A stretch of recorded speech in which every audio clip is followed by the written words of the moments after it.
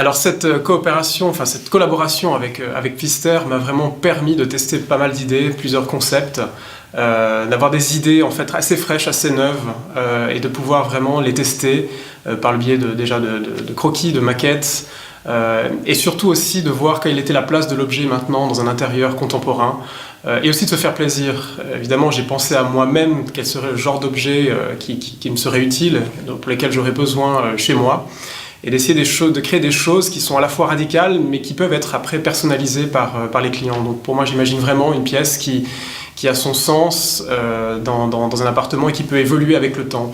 Les gens peuvent ensuite utiliser ces objets pour les personnaliser, pour vraiment les transformer au fur et à mesure de l'année, ou avec des décorations personnelles. Donc encore une fois, j'essaie de chercher à dessiner l'objet assez intemporel et qui peut vraiment aller chez le plus grand nombre de personnes possible.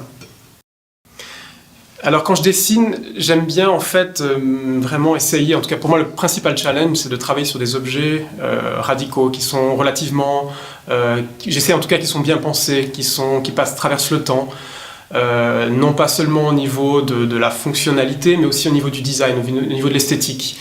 Donc pour moi ça c'est une grande valeur, et je trouve qu'au niveau du design suisse, on a historiquement on a cette grande valeur. On a beaucoup de designs comme ça qui ont été réalisés il y a 50 ou même 100 ans des fois, et qui ont l'air toujours contemporains. Donc pour moi c'est une grande source d'inspiration. Donc quand je fais un objet, j'essaie toujours de mettre ce principe en tout cas comme challenge, et de réaliser des objets qui pour moi vont durer dans le temps et qui puissent être utilisés encore une fois par le plus grand nombre de personnes possible.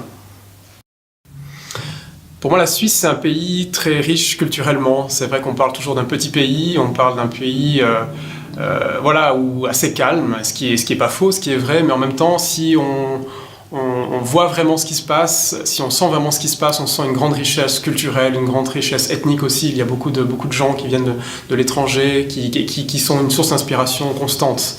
Donc ce mélange des cultures, ce mélange historique, pour moi, c'est une grande chance d'avoir, dans un si petit pays, en tout cas, autant de richesses. Donc pour moi, c'est encore une fois